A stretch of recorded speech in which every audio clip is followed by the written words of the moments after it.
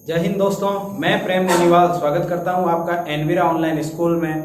दोस्तों, आज हम चैप्टर 2 का पार्ट 11 करने जा रहे हैं। दोस्तों, भौतिक विज्ञान 12th क्लास भौतिक विज्ञान चल रही है और पार्ट 11 की बात हो रही है। और इससे पहले हमने गाउस के नियम और गाउस के नियम के बहुत सारे अनुप्रयोग देखे और साथ ही हमने किसी चालक की सतह पर जो बल लगता है उसकी बात की है कि एक चालक की सतह पर कितना बल लगेगा, और उसके लिए हमने फॉर्मूला भी व्युत्पन्न किया है, शायद आपको याद हो। और वो फॉर्मूला अगर हम अल्प लेते हैं तो हमारे पास सिग्मा स्क्वायर बटे 2ε0 ds के बराबर था। ये अल्प के लिए है। अगर हम संपूर्ण स्थिति चाहते हैं यानी f चाहते हैं तो हम समाकलन करेंगे। दूसरा दोस्तों, ये जो है अगर यहाँ पर ये गुणे में है, ds को भाग में भेजा जाए यानी df/ds कर दिया जाए, बल बट्टे क्षेत्रफल की यहाँ पे बात हो तो वो दाब बन जाता है और वहां की वहां रहती है बात तो 2ε0, ये भी यहाँ पर होता है। तो ये फॉर्मूला हमने देखा था कि किसी चालक की सतह पर या फिर सतह से अगर हम कहें कि एकांक क्षेत्रफल पर तो इतना बल कार्य करेगा। उसके लिए हमने देखा है, ये कोई चालक है तो इसकी सतह पर हमने एक अल्पांश की कल्पना की थी AB की, और इस AB पर हमें पता है कि लंबवत एक बल लगता है और उस बल के लिए हमने कहा है कि वो dF अल्पांश पर बल। अब अल्पांश की बात हो रही है, संपूर्ण की स्थिति अलग है, ये अल्पांश के लिए है। सिग्मा स्क्वायर 2ε0 और ds, ये बात थी इसके लिए। ठीक, अब आप देखिएगा बल बटे क्षेत्रफल की यदि बात हो जाती है तो ये यहाँ पे दाब बन जाता है, वो इतना है। यदि मैं इसको थोड़ा सा परिवर्तन कर देता हूं, हमें पता है कि sigma is equal to E0 होता है। तो अगर हम ये देखें यहाँ पर तो आपके पास स्थिति क्या मिलेगी, अगर हम df/ds निकालें तो सिग्मा की जगह E0 1/2 को मैं बाहर ले लेता हूं। E0 जब ऊपर होगा तो एक ε0 से एक ε0 कैंसिल, तो ε0 E² आपके पास यहाँ पर होगा। तो ये फॉर्मूला बनेगा, यानी कुछ इस तरीके से हमने इनमें परिवर्तन किए हैं। आज हमारा जो टॉपिक है वो टॉपिक है आवेशित चालक के एकांक आयतन में संचित ऊर्जा। यदि आवेशित चालक है तो उसके एकांक आयतन में जो ऊर्जा होगी वो ऊर्जा कितनी होगी, ये हमें पता करना है। तो कैसे करेंगे? संचित ऊर्जा की जहां तक बात है दोस्तों, किया गया कार्य ही उसमें ऊर्जा के रूप में संचित हो जाता है। मैं किसी चालक की कल्पना कर लेता हूं और आपसे ये कहता हूं कि ये कोई गोलीय चालक है और इस गोलीय चालक की त्रिज्या हम मान लेते हैं कि ये r त्रिज्या का कोई गोलीय चालक है, और यदि इसमें संचित ऊर्जा हमें देखनी है कि इसके एकांक आयतन में कितनी ऊर्जा संचित होगी, तो दोस्तों वो ऊर्जा I कहां से, सबसे पहले तो ये बात है।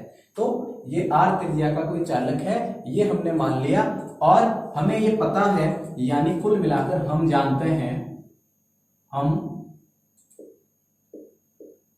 हैं कि आवेशित चालक की सतह पर, ये हमारा पिछला टॉपिक था कि आवेशित चालक की सतह पर एक बल कार्य करता है। तो हम जानते हैं कि आवेशित चालक की सतह पर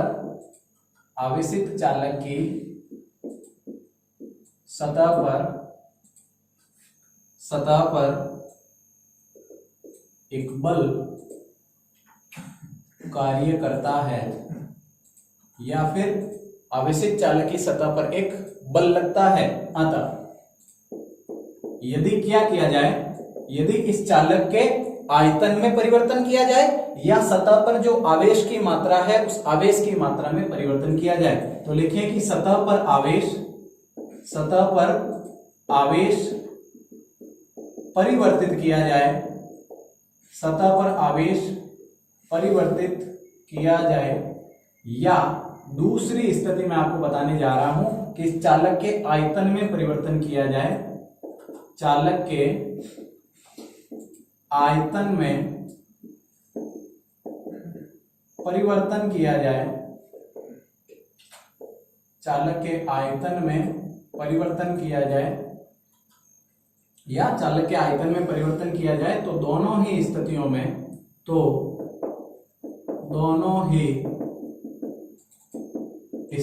में ये जो दोनों स्थितियां हैं, इन दोनों स्थितियों की बात की जा रही है। दोनों ही स्थितियों में हमें एक कार्य करना पड़ता है, कार्य करना पड़ता है, और वही कार्य चालक की स्थितिज ऊर्जा के रूप में, वही कार्य चालक की स्थितिज ऊर्जा के रूप में संचित हो जाता है, संचित हो जाता है। दोस्तों इस चालक पर जो आवेश है, यानी जो भी आवेश वितरित है, हमने ये मान लिया प्लस, लेकिन माइनस भी हो सकता है, कोई नहीं। यहाँ पर जो आवेश वितरित है, इस आवेश की मात्रा में परिवर्तन करने पर या फिर इस चालक के आयतन को परिवर्तित करने पर, ठीक है, इन दोनों ही स्थितियों में हमें कार्य करना पड़ेगा। भले ही आप इसके आयतन को बढ़ा या घटा रहे हैं, जो चालक का आयतन है पहले से, उसमें आप इंटरफेयर कर रहे हैं, या फिर आप आवेश की मात्रा को बदल रहे हैं, तो दोनों ही स्थिति में आपको क्या करना पड़ेगा, एक कार्य करना पड़ेगा, और वही कार्य इसकी स्थितिज ऊर्जा के रूप में संचित हो जाएगा। तो वो कार्य हमें निकालना है, यानी कि वो संचित ऊर्जा हमें निकालनी है। लेकिन याद रहे कि यहाँ कहा गया है कि एकांक आयतन में संचित ऊर्जा, तो इस बात को नहीं भूलना है, हमें एकांक आयतन में संचित ऊर्जा निकालनी है। तो इसके लिए सबसे पहले मैं आपसे क्या कहूंगा कि जो बल लगता है, यानी जो भी इसकी सतह पर जो बल लगता है उसकी हम बात करेंगे, और हमें पता है कि वो सतह पर लगने वाला बल dF/ds है, जो कि सिग्मा स्क्वायर अपॉन 2ε0 के बराबर है। तो दोस्तों हम ये कहेंगे कि चालक की सतह पर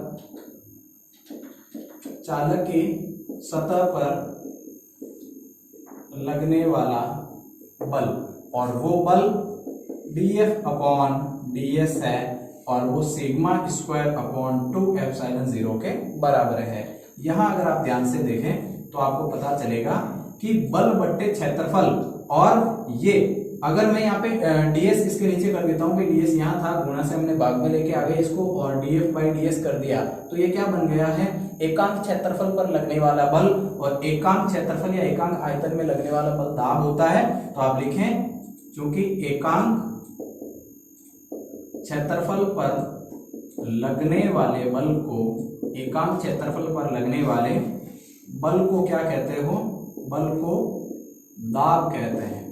ये बात है इसके लिए, यानी ये कुल मिला के P हो गया, और दाब P = सिग्मा स्क्वायर अपॉन 2ε0, ये समीकरण आपको मिला है। दाब बल बट्टे क्षेत्रफल को मैंने दाब कर दिया सिग्मा स्क्वायर अपॉन 2ε0 के, ये स्थिति बराबर है। अब यदि मैंने आपसे कहा कि दो स्थितियों में आपको कार्य करना पड़ेगा, एक तो आवेश को परिवर्तित करने में, आवेश को यदि आप बदलते हो तो कार्य करना पड़ेगा, यदि आप उसके आयतन में परिवर्तन ला रहे हैं तो भी आपको कार्य करना पड़ेगा। तो अब यदि मैं इसके आयतन में थोड़ा सा परिवर्तन कर दूं, आयतन में परिवर्तन कर दूं, तो मुझे कार्य करना पड़ेगा, और वो कार्य हम यहाँ पे ज्ञात कर लेंगे। त्रिज्या मैंने r मानी है, तो आप लिखें कि यदि चालक की त्रिज्या स्मॉल r हो, तो यदि चालक की त्रिज्या स्मॉल r है, तो इस पर लगने वाले बल की यदि हम गणना करना चाहते हैं, तो दोस्तों इस पर लगने वाला बल कितना होगा, तो हमें पता है कि वो बल क्षेत्रफल के बराबर होगा। अगर आपको चालक की त्रिज्या r दे रखी है, यदि चालक की त्रिज्या r है, तो उस पर लगने वाले बल की मैं बात कर रहा हूं, और वो बल क्षेत्रफल यहाँ पे हमें काम में लेना पड़ेगा। और एक यदि आप इस गोले के क्षेत्रफल की बात करते हो, तो दोस्तों ये क्षेत्रफल कितना होगा, 4πr², क्योंकि यहाँ कहा गया है कि आवेशित चालक के एकांक आयतन में संचित ऊर्जा, तो वो चालक हमने गोलीय लिया है, तो सिंपल सी बात है कि यहाँ हमारे पास 4πr² होगा। तो यहाँ मैं यहाँ पे क्षेत्रफल का प्रयोग करूंगा, और बल जो है वो दाब × क्षेत्रफल के बराबर होगा। ये इसलिए हुआ दोस्तों क्योंकि हमें पता है कि यदि हम दाब ज्ञात करना चाहते हैं, तो दाब किसे कहते हैं, एकांक क्षेत्रफल पर लगने वाले बल को, एकांक क्षेत्रफल पर लगने वाले बल को, यानी कि क्षेत्रफल और ये बल। तो यहां से अगर आप देखो तो बल बराबर दाब × क्षेत्रफल है। हमें पता है कि यदि हमें बल चाहिए तो दाब का मतलब P, और क्षेत्रफल हमारे पास गोले का कितना है 4 पाई r स्क्वायर, हम इसे करेंगे और फिर हम आगे बढ़ेंगे। तो देखें कि P दाब हमारे पास कितना लग रहा है, तो इसको मैंने रख दिया एज इट इज, यानी कि लगने वाला बल F इज इक्वल टू हमारे पास क्या होगा सिग्मा स्क्वायर बटे 2 एप्सिलॉन 0 है गुणा 4 पाई r स्क्वायर है। ये लगने वाले बल का मान है जो कि एक अल्पांश के लिए एकांक आयतन की मैं बात कर रहा हूं। अब आप देखें F का मान हमारे पास आ गया है। यदि मैं आपसे कहता हूं कि इस चालक के आयतन में परिवर्तन किया जा रहा हो, वही हम दूसरी शर्त लेके चलते हैं कि यदि आयतन बदला जाएगा तो कार्य करना पड़ेगा, वो कार्य हम ज्ञात कर लेंगे तो यहाँ पर संचित ऊर्जा आ जाएगी। तो यदि इसके एकांक आयतन में आयतन में परिवर्तन करना है तो मैं इसकी त्रिज्या क्या करता हूं कम कर देता हूं, यानी पहले इसका आयतन ये गोला ऐसा था, मैं पहले की बजाय अब इसकी त्रिज्या क्या कर देता हूं दोस्तों कम कर देता हूं। ठीक, तो ये त्रिज्या कम करने के बाद क्या स्थिति बनेगी आप देखें, तो लिखें कि यदि चालक के आयतन में कमी की जाए, चालक के आयतन में कमी की जाए अर्थात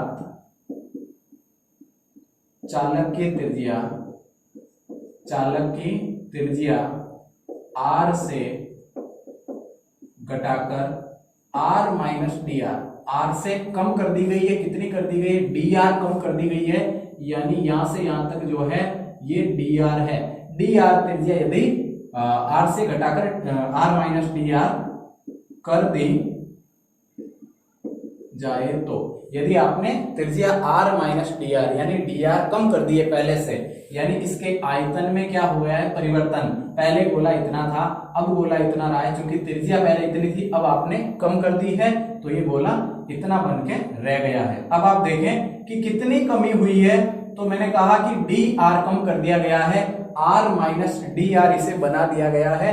तो ऐसी स्थिति में क्या होगा, हम यदि ऐसी स्थिति में क्या निकालना चाह रहे हैं, बल निकालना चाह रहे हैं, तो लिखें यहाँ पर कि बल F और कमी कितनी हुई है, आप ध्यान दें कि कमी हुई है यहाँ पे dr। यदि कार्य निकालना चाह रहे हैं बल का प्रयोग कर लेंगे, कार्य निकाल लेंगे, तो कार्य निकालने का फॉर्मूला है हमारे पास बल इंटू विस्थापन, और बल इंटू विस्थापन हमें पता है विस्थापन कितना हुआ है, बल F है, विस्थापन dr, यानी dr कमी कर दी गई है किए गए कार्य के लिए dw के लिए। तो यहाँ आप dw ज्ञात करें, यानी कार्य में जो कमी है वो ज्ञात करें, तो बल इंटू ये विस्थापन, बल कितना लग रहा है हमें पता है कि सिग्मा स्क्वायर बटे 2 एप्सिलॉन 0 और 4 पाई r स्क्वायर, तो लिखें 4 pi r square into dr।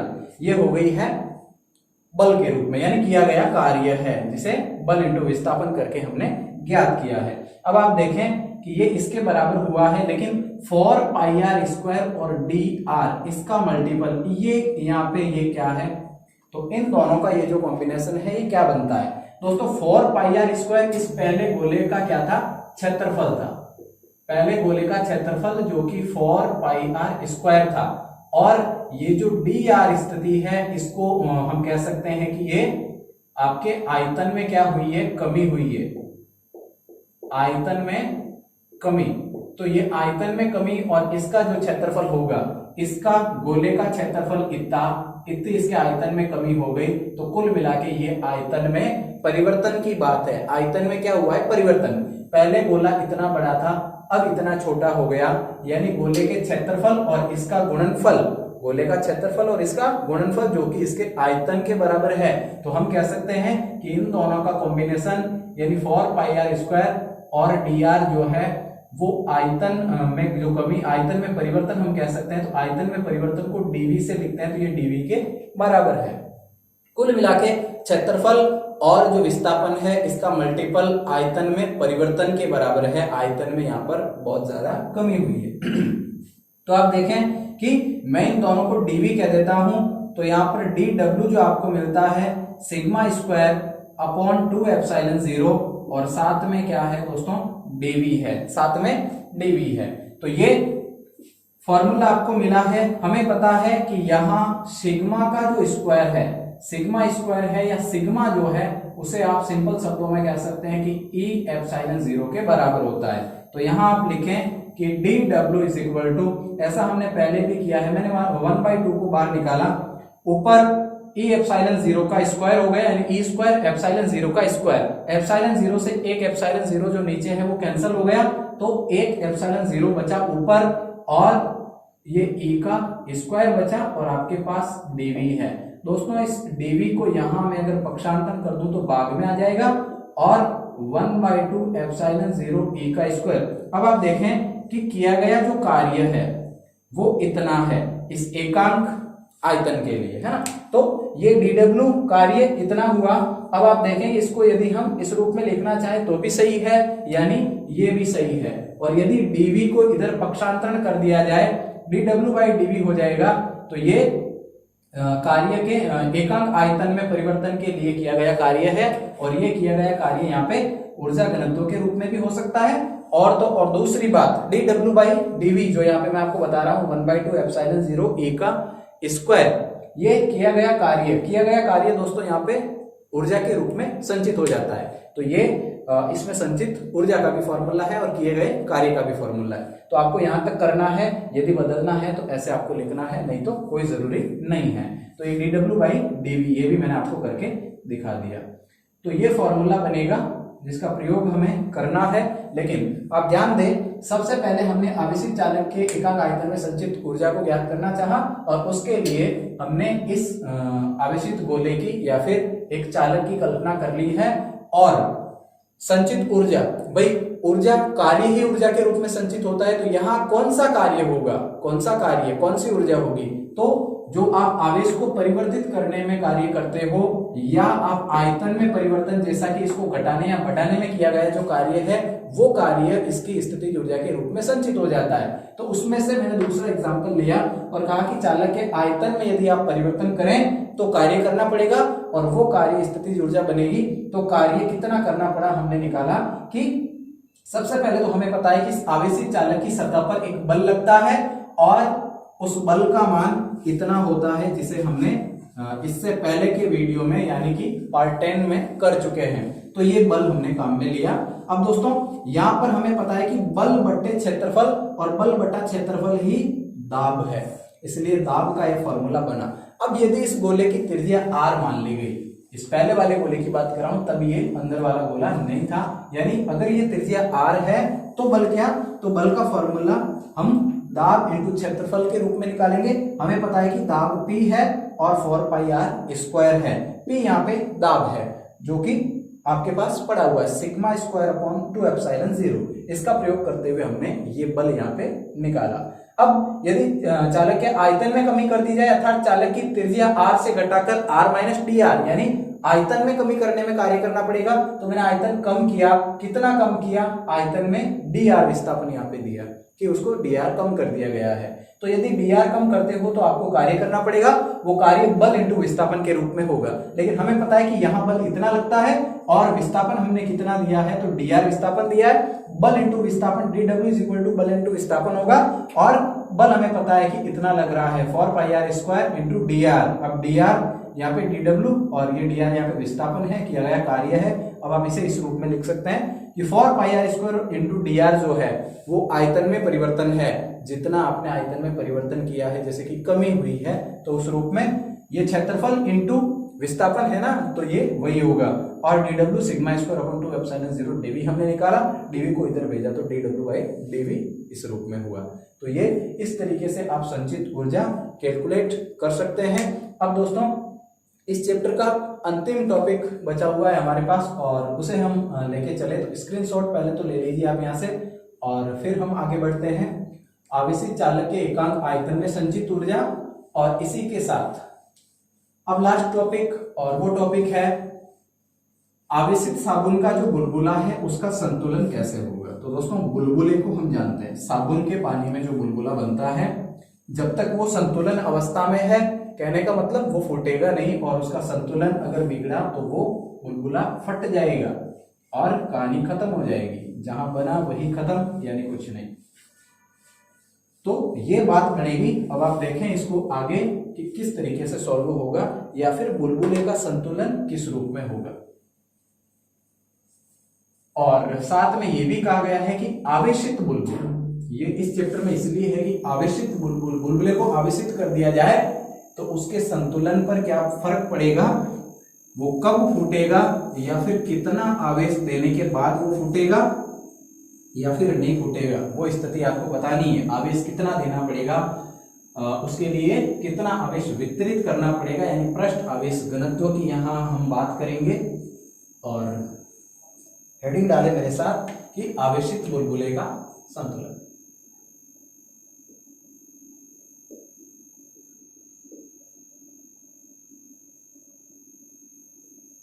आवेशित साबुन के बुलबुले का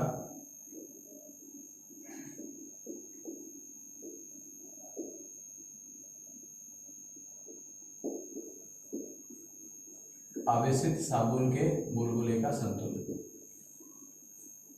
आवेशित साबुन का बुलबुला है, ठीक, साबुन का बुलबुला ऐसा जो आवेशित किया गया है, क्या फर्क पड़ेगा, वो संतुलन में रहेगा या फट जाएगा। दोस्तों बुलबुला तब तक संतुलन में रहेगा जब तक उसका दाब अधिक्य शून्य न हो जाए। जैसे ही उसका दाब अधिक्य शून्य होगा तुरंत बुलबुला फट चुका होगा और स्थितियां बदल जाएगी।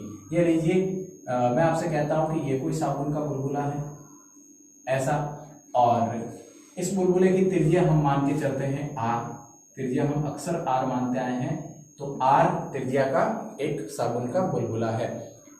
आपको पता है, हमने पढ़ा है इससे पहले कि आवेशित साबुन का बुलबुला है, कोई सा भी बुलबुला है तो उसके अंदर का दाब और उसके बाहर का दाब अलग अलग होता है, यानी अंदर का दाब अधिक, और इस स्थिति को हम कहते हैं दाब आधिक्य। दाब आधिक्य यानी कि प्रेशर एक्सिस, और जिसे हम रिप्रेजेंट करते हैं PEX के द्वारा।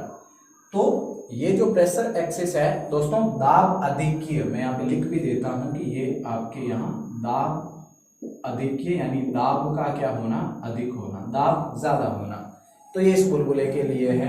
अब बाहर के दाब में अंदर के दाब में फर्क है, लेकिन कहा गया है कि इस बुलबुले को यदि हम आवेशित कर दें, यानी आवेशित बुलबुले के संतुलन के बारे में आपसे पूछा है, तो आवेशित हो गया बुलबुला तो वही बात हो गई जैसे आवेशित चालक की सतह पर एक बल लगता है, ठीक वैसे ही इस बुलबुले की सतह पर भी एक बल लगेगा। क्यों लगेगा, क्योंकि इसको आवेशित कर दिया गया है।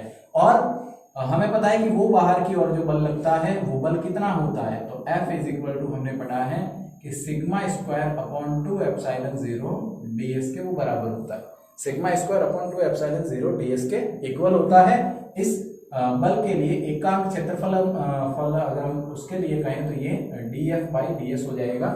अगर हम दाब की बात करें, वही अंदर जो दाब है दाब आधिक्य के रूप में है, तो बाहर भी हमें दाब निकालना पड़ेगा, और हम कहेंगे कि बाहर सतह पर आवेश के कारण, और वो ds यानी कि ये दाब सिग्मा स्क्वायर बाई 2 एप्सिलॉन 0 है, और ये चूंकि दाब है तो इसीलिए सिग्मा स्क्वायर बाई 2 एप्सिलॉन 0 इतना दाब लगेगा। और अब एक ये दाब लग रहा है और एक आंतरिक दाब लग रहा है अंदर से, जिसे हम दाब आधिक्य कहते हैं। दोनों दाब एक दूसरे के ऑपोजिट है, और उसके कारण ये किस प्रकार से संतुलन में रहेगा, या फिर दाब आधिक्य बढ़ा देने पर या इस पर आवेश की मात्रा बढ़ा देने पर क्या होगा, वही हमें बताना है। तो सबसे पहले हम लोग ये कहानी लिख देते हैं, जो माना फलाना जो हर एक में हमें लिखना होता है। माना R त्रिज्या का एक बुलबुला, R हमने छोटा माना है, तो R त्रिज्या का एक साबुन का आवेशित बुलबुला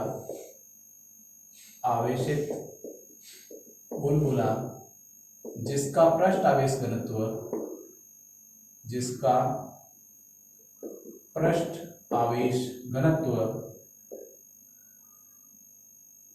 घनत्व सिग्मा है, सिग्मा, तथा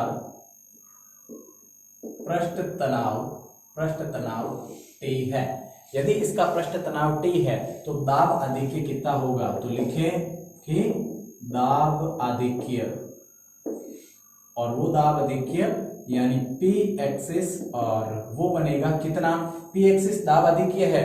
अब ये हमें पता है कि दाब कितना लग रहा है, तो दाब अंदर से, भाई ये तो पी एक्सिस है, आंतरिक दाब की बात कर रहा हूं, बाहर दाब कितना लग रहा है, अंदर कितना लग रहा है। यदि उसका पृष्ठ तनाव T है तो उसके लिए फॉर्मूला है हमारे पास, कितना है हमारे पास 4T/r, r उसकी त्रिज्या है। दोस्तों ये फॉर्मूला है जो आप 11th क्लास में पढ़ते हैं कि जो दाब अधिक्य है वो 40/r के बराबर होता है। और ये साबुन का बुलबुला आवेशित किया गया है और आवेशों के कारण भी इस पर एक बल लगेगा और वो यहाँ पर इसमें दाब अधिक्य में कमी करेगा। भाई दाब अधिक्य में वो कमी करने वाला है, जो भाई एक तो दाब अधिक्य लग ही रहा है, पी एक्सिस दाब अधिक्य बुलबुले का दाब लग ही रहा है, और दूसरा दाब हमें पता है इतना लग रहा है, और ये दोनों के विपरीत होने के कारण हमें घटाना पड़ेगा। या दाब अधिक्य में क्या हो रही है, कमी हो रही है, तो वो कमी यहाँ पर हम निकाल लेंगे। तो दोस्तों सबसे पहले देखें कि चूंकि बुलबुले को आवेशित किया गया है, चूंकि बुलबुले को आवेशित किया गया है, आवेशित किया गया है, अतः आवेशों के द्वारा सतह पर एक बल, या बल ना कहें आप कह दें कि दाब, एक दाब लगता है। बाहर की ओर से भी एक दाब लगता है और वो दाब σ²/2ε0 के बराबर है। अब ये दाब लग रहा है, ये भी लग रहा है, तो यहाँ पर दाब अधिक्य में कमी होती है। तो लिखें आवेशों के कारण लगने वाले, आवेशों के कारण लगने वाले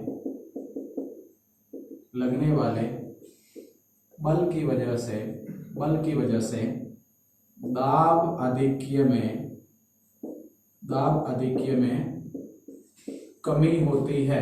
दाब अधिक्य में क्या होती है, कमी। कितनी कमी, इतनी कमी। जो बाहर दाब लग रहा है σ²/2ε0, इतनी क्या हो रही है, कमी हो रही है। यानी पी एक्सिस जो है उसमें कमी हो रही है। पी एक्सिस इतना था पहले, अब इतनी कमी हो रही है, यानी σ²/2ε0 उसमें कमी हो रही है। अब आप देखें यहाँ पर मैंने आपसे कहा कि ये दाब अधिक्य लग रहा है अंदर, और दूसरी बात कि 40/r ये दाब अधिक्य लग ही रहा है, लेकिन σ²/2ε0 ये भी दाब यहाँ पे लग रहा है। अगर मैं यहाँ पे परिणामी निकालूं, परिणामी जैसे मैं सिंपल शब्दों में समझाने के लिए आपसे ये कह देता हूँ कि परिणामी, अब ये दोनों लग रहे हैं और इसके कारण विपरीत लग रहे हैं, तो इसके कारण हम क्या करेंगे, घटाएंगे। भाई ये दाब लग रहा है, इसके विपरीत मतलब दाब अधिक्य में, यानी इसमें क्या हो रही है, कमी। कितनी कमी, ये भी तो दाब है और ये भी दाब है, तो मतलब इतनी कमी हो रही है। इस कमी को अगर मैं निकालना चाहता हूं तो स्कूल में से इस कमी को बाहर निकाल देता हूं, तो हमें पता चलेगा कि कितनी यहाँ पर कमी हुई है। तो मैंने इसके लिए पी एक्सिस ये रखा। अब ध्यान देवे थोड़ा सा कि ये बुलबुला संतुलन में कब तक रहेगा। ये संतुलन में तब तक रहेगा जब तक ये दाब अधिक्य क्या नहीं हो जाए, शून्य नहीं हो जाए। यदि वो शून्य हो गया तो वो फट जाएगा। तो कहने का मतलब हम जानते हैं कि ये पी एक्सिस तब तक शून्य नहीं हो तब तक ये फूटेगा नहीं। तो लिखें, हम जानते हैं कि दाब अधिक्य पी एक्सिस जब तक शून्य न हो तो बुलबुला संतुलन में रहता है। ये बुलबुला संतुलन में रहता है।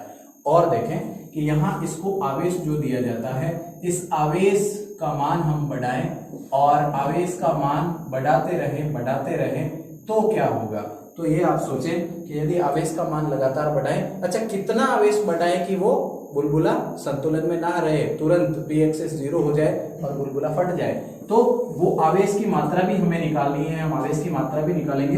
लेकिन पी एक्सिस 0 मतलब क्या है कि 40/r माइनस σ²/2ε0 पी एक्सिस के बराबर है। और पी एक्सिस में आपसे कह रहा हूं कि शून्य, तो यदि शून्य के बराबर कर दिया गया तो हमें पता है कि 40/r बराबर हो जाएगा σ²/2ε0 से। या मैं अगर आवेश वितरण निकालना चाहता हूं कि कितना आवेश वितरित किया जाए कि वो शून्य के बराबर हो जाए, तो आवेश वितरण सिग्मा क्या है, पृष्ठ आवेश घनत्व यानी किसी पृष्ठ में आवेश जो वितरित किया गया आवेश है वो, तो सिग्मा स्क्वायर 4 को 2 से करें तो 8 एप्सिलॉन 0 टी बाई क्या हो जाएगा r। इसका मैंने पक्षांतरण कर दिया। यहां से सिग्मा निकाले तो रूट में हो जाएगा सारा कुछ 8 एप्सिलॉन 0 टी बाई क्या हो जाएगा r। यानी जब तक इतना आवेश वितरित नहीं किया जाए, यानी उसका आवेश वितरण इतना ना हो जाए, प्रति एकांक क्षेत्रफल में वितरित आवेश यानी पृष्ठ आवेश घनत्व इतना नहीं हो जाए, तब तक वो संतुलन की अवस्था में रहता है। अब हमने ये तो निकाल लिया कि उसका पृष्ठ आवेश घनत्व इतना है, इतनी आवेश की मात्रा वहां पे डालनी है, लेकिन आवेश ज्ञात करें कि आवेश का मान क्या होगा, कितना आवेश देवें ताकि वो बुलबुला जो है संतुलन की अवस्था खो बैठे, कितने आवेश तक वो संतुलन में रहता है। तो यहां अगर आपको आवेश का मान निकालना है तो उसके लिए क्या करेंगे, आवेश के लिए, अब आप आवेश के लिए करेंगे, हमें पता है कि सिग्मा यहां पर क्या है, सिग्मा यहां पर पृष्ठ आवेश घनत्व है। यदि आप उस पृष्ठ आवेश घनत्व का मान रखें तो वो किसके तुल्य होगा, यहां हम क्षेत्रफल की बात करेंगे तो क्षेत्रफल तो हमारे पास है कि 4 pi r square, 4 pi r square हम इसके लिए कर देंगे, ठीक। और ये sigma is equal to 8 epsilon 0 t by r है, तो हम ये कर देंगे यहाँ पर। तो देखें कि हमें पता है कि सिग्मा इज इक्वल टू क्या होता है 4 पाई r स्क्वायर और गुणे आवेश, आवेश हम क्यों मान लेते हैं, तो ये आवेश की मात्रा अगर हमें निकालनी है तो हम अलग राय सोचेंगे यहाँ पर, है ना। ये सिग्मा है यानी कि आवेश बट्टे क्षेत्रफल के बराबर है, यदि आप रखना चाहें तो आवेश क्यों है तो 4 पाई r स्क्वायर। अब ये इस तरीके से होगा, पृष्ठ आवेश घनत्व सिग्मा इज इक्वल टू आवेश बट्टे क्षेत्रफल होता है। तो आवेश इस सिग्मा का मान ये रखें तो हमें पता है कि वो अपॉन 4 पाई एप्सिलॉन 0 और क्या है आपके पास r और स्क्वायर, उसके बाद बराबर रूट है और क्या है 8 एप्सिलॉन 0 टी बाई r है। शायद ही आपको ना दिखाई दे, इसलिए मैं इस सारी कहानी को इधर लिख देता हूं। दोस्तों आवेशों के लिए मैं यहाँ पे आवेश की बात करता हूं और ये देखिए यहां से मैं इसको स्टार्ट कर रहा हूं। सिग्मा का मान ये हमें पता है कि सिग्मा इज इक्वल टू आवेश बट्टे क्षेत्रफल है, अर्थात सिग्मा का मान कितना है, आवेश तो क्यू लेकिन क्षेत्रफल 4 पाई r का स्क्वायर, ये इसके बराबर होगा।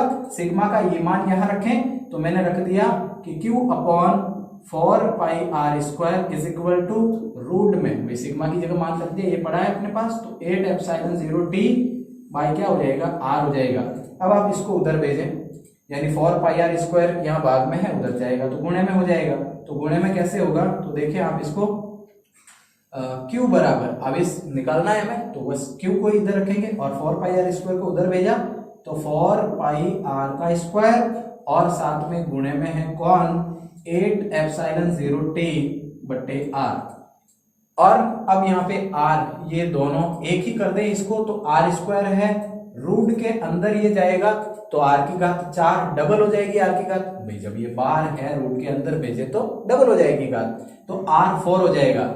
ऊपर r यहाँ पे 4 हो जाएगा, एक r से एक r कैंसिल तो r का क्यूब बचेगा और ये r कैंसिल हो चुका होगा।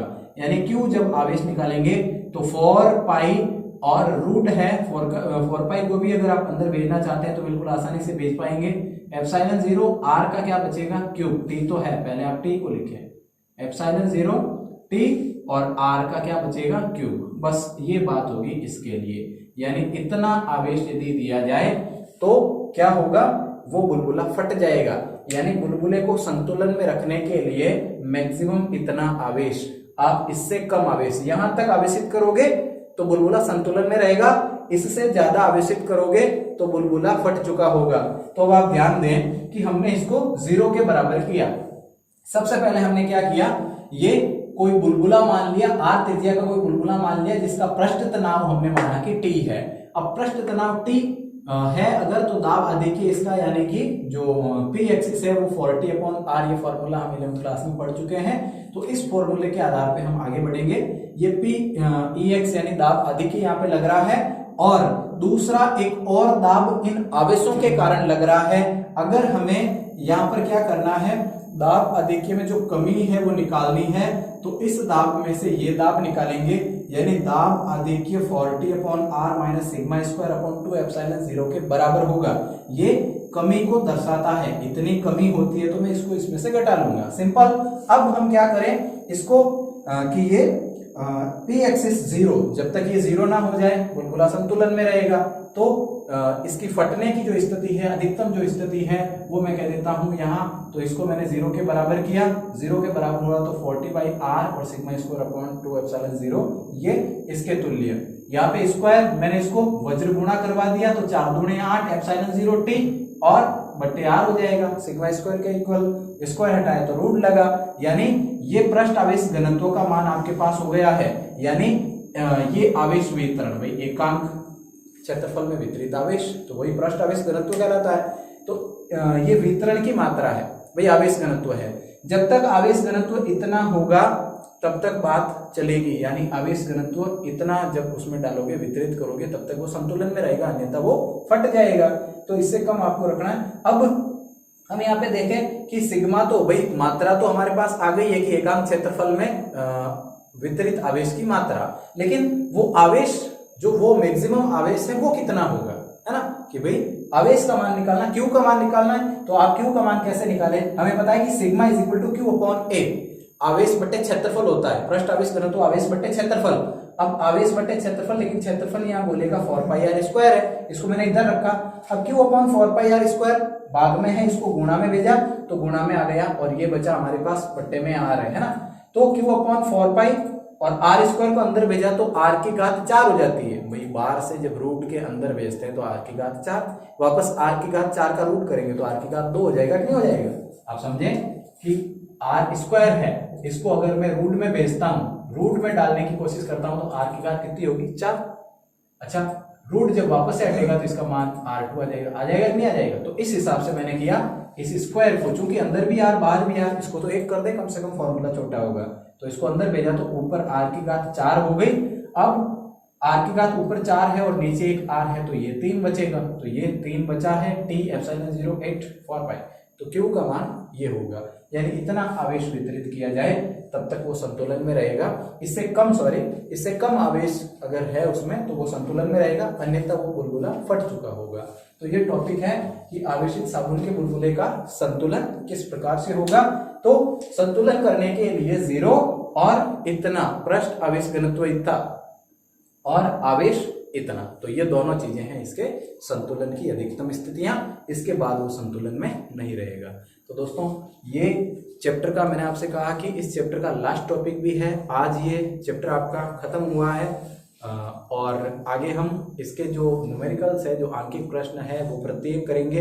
लेकिन जो एग्जाम्पल है, जो उदाहरण है, वो उदाहरण आप करके देखें और यदि नहीं भी हो रहा है तो जब मैं आंकिक प्रश्न आपको करवाऊंगा तो हेल्प मिलेगी, उसकी सहायता से आप सारे एग्जाम्पल सॉल्व कर सकते हैं। फिर भी यदि कोई कंफ्यूजन आपको रहता है तो आप कमेंट बॉक्स में ज़रूर लिखें, मैं इसका आंसर दूंगा बिल्कुल जहाँ तक संभव है, और मेरी पूरी कोशिश रहेगी कि मैं आपके हर सवाल का उत्तर दे पाऊँ। तो आज के लिए इतना ही, और चैप्टर भी यहीं पर ख़त्म है, तो बिल्कुल आज के लिए इतना ही। मिलेंगे एक नए वीडियो में और करेंगे आंकिक प्रश्नों को सॉल्व। तो तब तक के लिए पढ़ते रहे दोस्तों, धन्यवाद।